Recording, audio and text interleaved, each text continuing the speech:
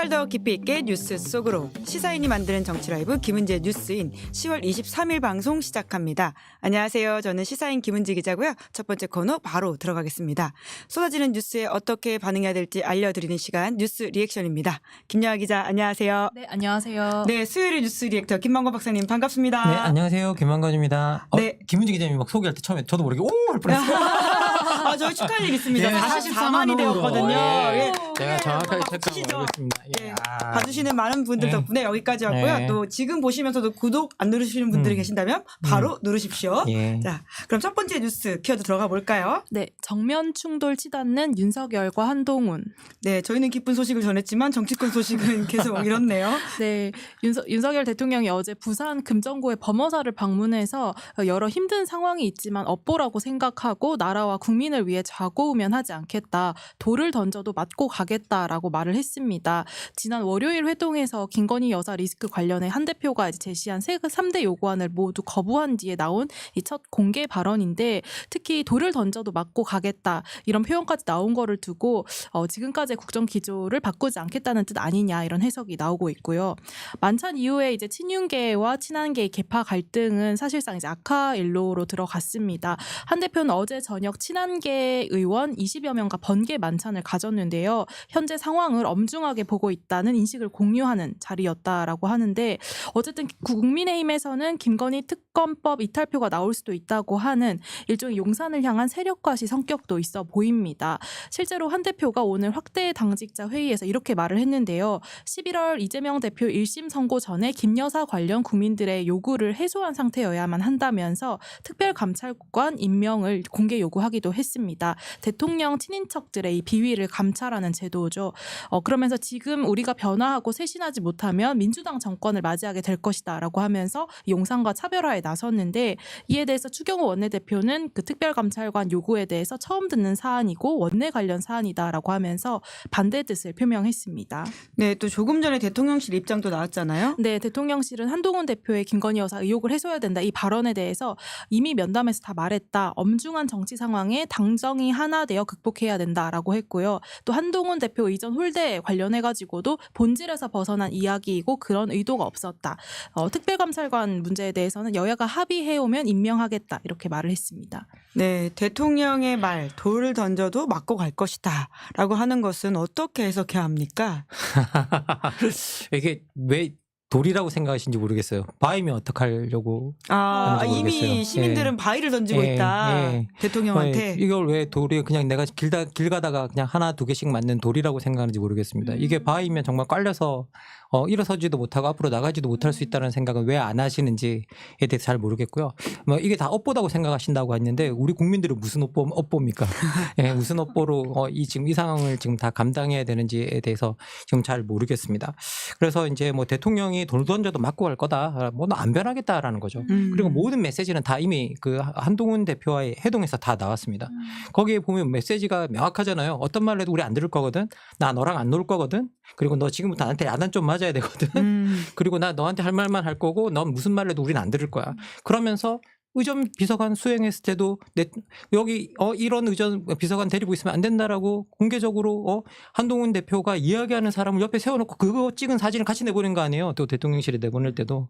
그러니까 모든 메시지는 뭐냐라고 하면 한동훈이 무슨 말 해도 안 듣겠다라는 거죠. 그리고 한동훈 그리고 앞에 딱 앉혀놓고 그 자세가 보고 저 깜짝 놀랐는데요. 요즘 학교에서 그러면 신고당해요.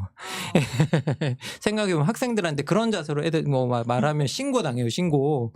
그런 일이 지금 대통령과 여당의 대표 간에 일어나는 일이 만들어지고 있습니다. 이게 말이 됩니까? 예.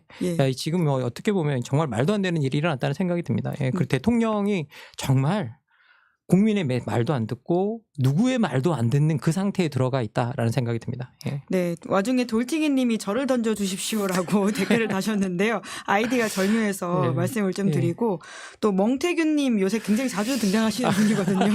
네, 돌 던지러 가실 분 모집합니다. 이런 이야기를 하고 계시는데 아마 답답한 마음을 이런 식으로 해학적으로 표현하신 게 아닌가 싶은데요. 그 관건은 또 한동훈 대표의 선택일 텐데 그 한동훈 대표가 지금 새 결집을 하고 있긴 하지만 전망은 엇갈리거든요. 어떻게 될 거라고 있다고 보세요? 뭐 저는 한동훈 대표가 한동훈 대표가 이제 윤석열 대통령과는 같이 갈 수 없는 상황에 놓였다라고 생각합니다. 그리고 이제 결정적인 기로에 섰다라는 생각이 들고요. 이제 자기의 길을 가야 하는데 이제 여기서 전통적인 국민의힘 지지자들 이제 지지층을 볼 것이냐 아니면 좀 더 넓게 확장된 지지층을 볼 것이냐가 핵심이라고 생각을 합니다.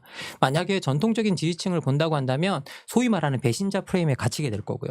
그리고 그 배신 조금 더 넓은 지지층을 본다고 한다면 배신자 프레임이 아니라 개혁자 프레임을 만들 수 있다라는 생각이 좀 듭니다. 그래서 어디를 선택할 것인가는 되게 명백하게 저는 제 눈에는 보이는데 한동훈 대표가 뭘 선택해야 할지는 아직까지는 잘 모르겠다. 하지만 저는 이제 한동훈 대표가 결국은 그 배신자 프레임에 갇혀 있는 한 아무것도 할 수 없을 거다. 그리고 특검법도 받아들일 수 없을 거고 그리고 그 배신자 프레임에 갇혀 있는 한 자기 자체적으로 어떤 특검법을 발의하는 것 자체도 배신자 프레임에 들어가게 되어 있습니다. 그렇기 때문에 그 배신자 프레임 바깥에 나와서 무언가를 해야만 변화를 만들 수 있다. 내가 여기서 그 배신자 소리를 안 듣겠다라고 하는 그 프레임으로는 뭔가 개혁적인 일은 아무것도 못할 거다. 그러면 한동훈 대표가 이 프레임이 있으면 아주 성공적이라면 국민의힘 대표로 다음 대선에 나올 수 있을지도 모른다. 근데 절대 당선은 될 수 없다. 예. 아까 제 눈엔 보인다라고 하셨는데 그럼 이 유난 갈등의 끝도 좀 보이십니까? 뭐 제가 사실은 그 유난 갈등 제가 몇 개월 전부터 계속 이야기했었고 처음 시작할 때부터 계속 이야기했는데 같이 갈 수가 없다라는 이야기. 두 사람은 결코 같이 갈 수가 없다. 하나는 어차피 지금 현재 우리나라 대통령제는 재선이 아니기 때문에 단임으로 끝나는 제도이기 때문에 한 사람은 반드시 지는 태양이고 한 사람은 떠오르는 태양인데 문제는 뭐냐라고 했을 때 그 지는 태양이 정말 말도 안 되는 일을 지금 벌이고 있는 거죠. 그리고 그걸 지지해서는 자기가 어떤 혜택도 누릴 수 없는 그런 상황에 이제 들어가 있는 상황입니다. 국민들 자체가 이제 지지를 안 하잖아요. 보수층 내부에서도 지지가 사실은 무너져 있는 상태입니다. 그렇다고 한다면 이제 뭐 한동훈 대표가 윤석열 대통령과 무언가를 해서 얻어낼 수 있는 게 아무것도 없다라는 것들을 명심하고 이제 착실히 자기의 자산을 쌓아야 되는데 그 자기 자산을 쌓을 때 아까도 말씀드렸다시피 그 배신자 프레임에 갇혀 있는 한은 제대로 된 자산을 못 만들 거다라는 게 제 생각입니다. 네, 두 번째 뉴스 키워드 넘어가 볼까요? 네, 명태균 여사와 꿈 관련 대화는 사실. 네, 명태균 씨가 언론 인터뷰 계속해서 하고 있습니다. 네, 강혜경 씨가 이제 국정감사에서 여러 폭로들을 쏟아냈는데 그 중에 명태균 씨가 김건희 여사와 영적 대화를 많이 나눴다라고 발언한 부분이 또 특히 주목을 받았습니다. 이 강 씨가 공개한 2021년 12월 13일 녹취록에 따르면 명 씨가 이렇게 말을 하는데요. 본인이 권성동과 장제원, 윤한홍이 총장님을 펄펄 끓는 솥에 삶아 먹는 꿈을 꿨다라고 이제 이 얘기를 여사에게 말했다 이런 식으로 전하는 내용이 나오는데 요 꽃과 관련해서 어제 이제 JTBC 인터뷰에서 김건희 여사 꿈 내용으로 대화한 건 사실이다라는 취지로 이제 말을 했습니다. 그리고 이런 꿈을 꾼 뒤에 김 여사에게 말을 하는 와중에 권성동 의원 기사가 뜨더라 이렇게 얘기를 했는데요. 다만 그러면서도 명 씨는 나는 무속인이 아니다 이렇게 부인을 하기도 했습니다. 네, 이제 그런 가운데 강혜경 씨가 오늘 검찰 출석을 했죠. 네, 명 씨와 김영선 전 의원의 정치자금법 위반 혐의를 수사 중인 창원지검이 강혜경 씨를 오늘 소환했습니다. 강혜경 씨는 대한민국 검사들을 믿기 때문에 진실을 꼭 밝혀주실 거라 믿는다 이렇게 말했는데요. 윤석열 후보 측에 이제 유리하게 조작했다는 여론조작 논란부터 김영선 전 의원과 명태균 씨 사이의 돈거래 의혹, 또 김 여사의 공천개입 의혹까지 여러 의혹들이 계속 이제 꼬리를 물면서 뒤따르고 있는 상황입니다. 그리고 어제 MBC 보도에 따르면 검찰이 이제 명태균 씨를 또 추가로 압수수색했다라는 소식도 있고요. 한편 이제 명 씨가 여론조사 등을 통해서 도움을 줬다고 하는 정치인 27명의 이름이 공개돼서 또 파장이 일고 있는데요. 이른바 명태균 리스트인데 당사자들 반발은 물론 어제 명태균 씨가 CBS 박재홍의 한판 승부에 출연해서 얼굴도 본 적 없는 분들도 여러 명 들어가 있다 이렇게 입장을 밝혔습니다. 반면 강혜경 씨의 법률 대리인 노영희 변호사는 어제 MBC 라디오에 출연해서 명 씨가 자신의 덕을 본 정치인으로 자신 있게 말을 하는 두 명이 있는데 이준석 의원과 오세훈 시장이었다라고 이제 추가적으로 설명을 하기도 했습니다. 네, 잠시 후 2부에 노영희 변호사가 출연을 하니까요. 더 자세한 말씀 여쭤보도록 하고요. 그 주술 의혹이라고 하는 것이 이제 2024년에 이게 돼간들 무슨 일인가 싶은데요. 좀 어떤 사실 정치 철학적으로 여쭤보기도 좀 민망하긴 합니다. 네. 그래도 이 논란 좀 어떻게 보십니까? 이게 사실 명태균 사태가 일어나고 난 다음에 이제 우리가 이게 또 결국은 꿈의 대화 뭐 옛날에 대학가요제 이런 노래 있었던 것 같은데 몇십 년 전에 이런 것들이 지금 우리 정치 현실에 지금 나타나고 있는데요. 사실 이거 어떻게 평론을 해야 될지도 잘 모르겠습니다. 그리고 이런 이야기를 하는 사람이 어떻게 그렇게 우리나라 정당 정치의 한 축을 담당하고 있는 수많은 영향력 있는 그 정당의 수많은 영향력 있는 정치인과 접촉이 가능했고 그들에게 어떻게 그들에게 뭐라고 이 사람이 떠들면 그들이 반박도 못할 제대로 못할 정도로 많은 개입과 영향력을 발휘할 수 있었는지조차도 저는 잘 모르겠습니다. 사람들이 이제 명태균 사태 이야기를 하면서 많은 분들이 외부 사람들 조언 받을 수 있다. 핵심은 이런 조언을 한 사람이 이런 것 통해서 어떤 이익을 얻었는가다. 뭐 사익을 취했다면 뭐 그래서 공천 개입을 했다면 그건 문제다라고 말을 하는데 저는 이건 사태를 축소하는 거라고 저는 생각을 합니다. 저는 이게 좀 다르게 생각하는데요. 다시 말씀드리지만 어떻게 대한민국의 정치가 이런 사람들한테 휘둘릴 수 있는가? 이건 근본적으로 시스템과 과정이 제대로 작동하지 않는다라는 이제 이야기죠. 그럼 우리가 왜 정치가 정상적이라고 보는 방식으로 돌아가지 않았는가에 대해서 우리가 진지하게 좀 생각해 봐야 되는 부분이고요. 그리고 이제 다시 말씀드리지만 이들의 이제 우리가 뭐 명태균 씨가 누구를 삶아 먹는 꿈을 꿨다는데 그 꿈을 꿨는지 안 꿨는지 알 수가 있어요, 우리가? 지어낸 말인지 아닌지.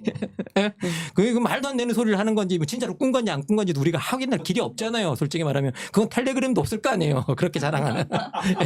이랬는데 혹시 김한근 박사님 이야기 듣고 도발하면 뭔가 행동이 나오시는 분이시던데요. 아니 자기 꿈에서 꾼 거 텔레그램으로 찍으실 수 있는 분이에요. 그러면 저 인정하겠습니다. 그게 사실인지 아닌지 알게 뭐예요. 그게 진짜 알게 뭐예요. 우리가. 그런데 그런 사람의 말이 어떻게 이런 영향력을 미치는지에 대해서 우리가 좀 생각을 해봐야 된다는 거죠. 생각해 보면 지금 우리 시대가 정확한 과학과 데이터를 놓고 싸워도 뭔가 제대로 된 결정을 할 수 있냐 안 결정할 수 없느냐를 우리가 이게 어려움을 겪고 있는데 너무 세상이 복잡해서 그걸 누가 무슨 꿈을 꿨다 뭐 영적 대화를 나눴다 이거 진짜 이게 진짜 한숨만 나오는 김한근 박사님. 일입니까 진짜 여러분? 이게 평론할 일에 가치가 있는 일입니까 이게? 생각해 보면 말도 안 되는 일이잖아요. 그러니까 우리가 이런 정치를 어떻게 정상적으로 돌릴 것인가에 대해서 왜 이런 일이 일어났나를 규명해야 되는데 규명할 수 있는 길은 하나밖에 없습니다. 수사해야죠. 수사하고 다 밝혀내고 얽힌 사람들이 어떤 일이 있었는가를 낱낱이 우리가 다 공개해서 어떤 일이 있었는가를 알아내고 그 과정 속에서 어떤 것이 잘못되었는가를 밝혀서 제대로 된 과정으로 정치를 다시 돌려놔야 된다라고 이제 수천 번 강조하고 싶습니다. 네, 관련된 논란에서 가장 적확한 지적을 해주신 게 아닌가 싶습니다. 자, 세 번째 뉴스 키워드 넘어가 볼까요? KBS 오늘 하루 총파업. 네, 2017년 총파업 이후에 처음으로 단체 행동을 KBS에서 한다고요? 네, 언론노조 KBS 본부에 따르면 조합원 600여 명이 파업에 참여했는데요. 오늘 KBS 이사회가 차기 사장 선임을 위해서 이 박민 사장과 박장범 앵커 그리고 김성진 방송뉴스 주간 등 이 후보 3명에 대해 면접 심사를 진행을 하고 있는데 이 절차를 막기 위해서입니다. 2018년부터 KBS 사장 선임의 정치권의 입김을 줄이자면서 도입되어 온 시민평가단 절차가 이번에 또 생략이 된 데다가 지난 17일에 법원에서 2인 체제 방통위 의결이 위법하다 이런 판결을 내놓으면서 이 KBS 이사회가 밀어붙이는 사장 선임이 원천 무효다 이렇게 보고 있는 건데요. 사실 2주 전에 언론노조 KBS 본부 이뿐만 아니라 보수 성향인 KBS 노동조합에서도 쟁의행위 찬반 투표를 했는데 압도적으로 좀 찬성 의견이 나오면서 현재 이 방민 체제에 대한 KBS 내부 불신이 임계점에 다다르고 있다 이런 이야기가 계속해서 흘러나오고 있습니다. 그리고 이제 KBS 이사회가 오늘 면접 심사를 거친 이후 최종 후보자 1명을 윤석열 대통령에게 임명 제청할 예정인데요. 그런 가운데 이 박장범 앵커 후보자이기도 한데 이 앵커가 이제 오늘 면접 심사에서 한 발언도 논란이 되고 있습니다. 지난 2월에 윤 대통령과 특별 대담에서 김건희 여사 명품백 수수 사건 관련해 설명을 하면서 이른바 파우치 외국 회사의 조그마한 백이라고 이제 표현을 했는데요. 이 파우치 논란과 관련한 질문에서 이렇게 답을 합니다. 수입 사치품을 왜 명품이라고 불러야 하는지 그렇게 부르는 건 부적절하다고 생각을 한다. 기본적으로 언론에서 구분하는 품목은 생필품과 사치품 두 가지 분류이지 명품은 없다고 생각한다. 이렇게 면접 심사에서 한 발언이 논란이 되고 있습니다. 네, 먼저 박장범 앵커의 발언부터 짚어볼까요? 그러니까 지금 언론에서 구분하는 품목은 생필품과 사치품 두 가지이기 때문에 명품이라는 표현을 쓸 필요가 없다라는 식의 주장이거든요. 어떻게 보십니까? 참 호부호용을 못하는 세상이 됐네요. 홍길동이 돼버렸네요. 명품을 모두가. 명품이라 부르지 못하는 세상이 되는데 그냥 이게 양심과 부끄러움이 없는 거죠. 그냥 때로 평가할 필요가 없는 것들이 아까도 있다고 말씀드렸는데요. 그냥 우리 직관이 말하는 것들을 따라가야 할 때가 있는데 이제 바로 이런 변명입니다. 자꾸 말도 안 되는 걸 말되는 것처럼 들어주면 계속 하거든요. 그래서 특히 권력의 주변에서 이 서성이는 이들이 떠드는 이런 말을 자꾸 들어주면 안 됩니다. 이건 말도 안 되는 거거든요. 들어주지 말고 아예 무시하고 이런 소리를 하면 정말 이런 사람에게 뭔가 발언권 자체를 주면 안 돼요. 그래서 이런 사람들이 사장이 되면 안 됩니다. 이런 사람들이 사장이 되면 어떤 일이 일어나느냐라고 하면 이제 다시 말씀드리지만 이게 바이든 날리면이 나오는 거예요. 그런 일들이 일어나는 겁니다. 말도 안 되는 일들이 여러분들도 이제 말씀을 드리지만 우리가 눈에 보이는 것 들리는 것을 마치 안 보이는 것처럼 하고 안 들리는 것처럼 하는 순간 나라가 망하는 겁니다. 사회가 망하는 거예요. 성철 스님이 옛날에 하신 말씀 있잖아요. 산은 산이고 물은 물이다. 우리가 그거 못하면 세상이 문제가 생기는 거다라고 이야기하는데 지금 딱 우리나라가 산은 산이라 못하고 물은 물이다 못하잖아요. 오빠를 오빠라고 부르지도 못하는 세상이 됐습니다. 지금 우리나라가. 말도 안 되는 지금 나라가 되어가고 있습니다. 이게 이거는 정말 평가해 줄 말도 아니다. 이런 사람이 사장이 되면 정말 큰일 난다라는 생각이 듭니다. 네. 국민의힘 대변인이 겪고 있는 논란에 대해서 아마 지적을 하신 것 같은데요. 또 댓글창에는 사치품이라고 생각했으면 그럼 사치품이라고 표현을 하던지 왜 그걸 하지 않았냐라고 하는 지적을 해주시는 분도 계십니다. 참 논의 수준 자체가 참 어디까지 퇴보하는지에 대한 생각이 드는데요. 여튼 KBS가 지금 파업을 했는데요. 좀 어떤 식으로 KBS가 좀 동력이 있을 거라고 보세요. 좀 돌아가는 상황을 한번 짚어봐 주신다면요. 이제 박민 사장 임명되고 난 다음에 정말 수많은 논란이 있었던 걸 다 알고 있습니다. 진행자 교체부터 시작해서 감사실 장악 논란, 역사 저널 그날 외압 논란, KBS 특별대담 우리 박장범 앵커 관련돼 있는 이 논란, 이승만 미화 다큐 방영 논란, 세월호 10주기 다큐 논란, 온갖 논란들이 다 있으면서 이게 공영 방송이냐 정부 방송이냐 이제 심지어 이게 땡윤 방송 아니냐라는 비판까지 이제 쏟아졌죠.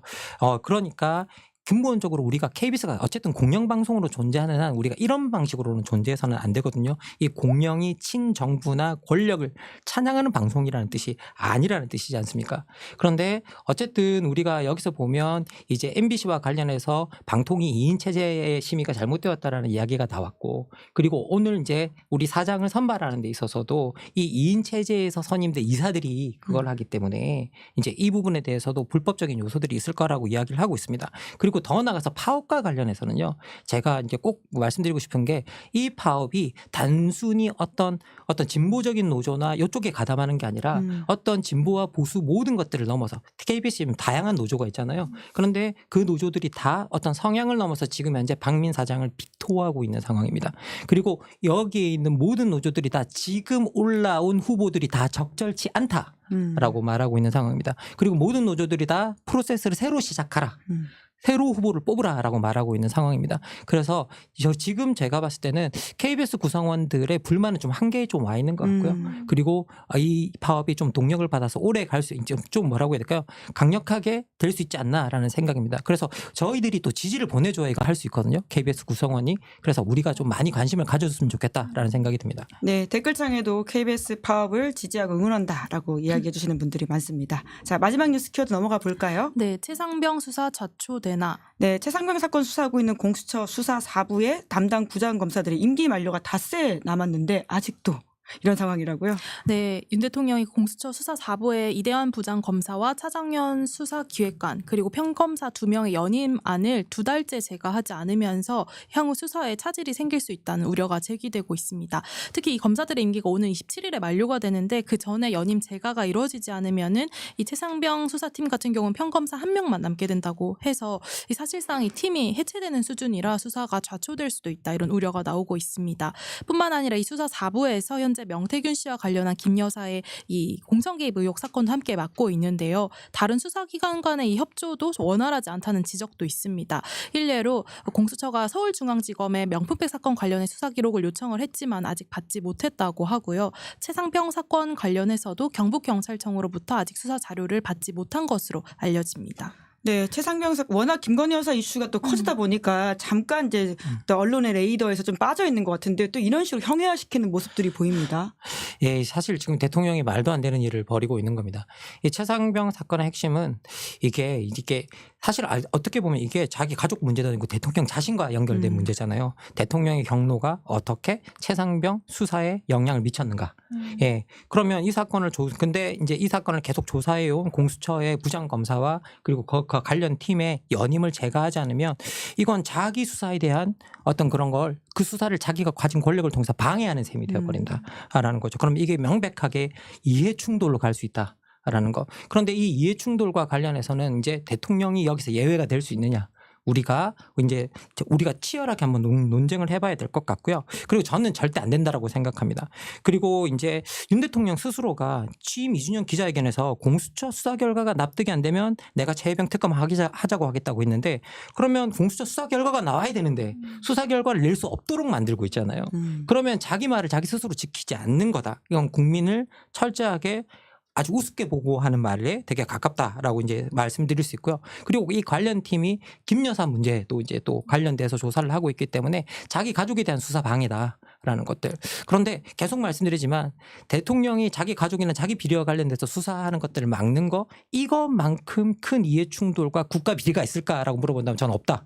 라고 저는 말씀드리고 싶어요. 그래서 이 문제는 단호하게 우리가 대통령에게 따져야 되는 문제다라는 생각입니다. 네, 저희도 계속해서 관심의 끈을 놓지 않고 이야기 이어가도록 하겠습니다. 그럼 10월 23일 뉴스 리액션 여기까지 하겠습니다. 두 분 수고 많으셨습니다. 고맙습니다. 감사합니다. 네, 저는 1부 마치기 전에 광고 안내하겠습니다. 인터넷 TV 설치 정수기 렌탈을 전문으로 하는 인터넷 비교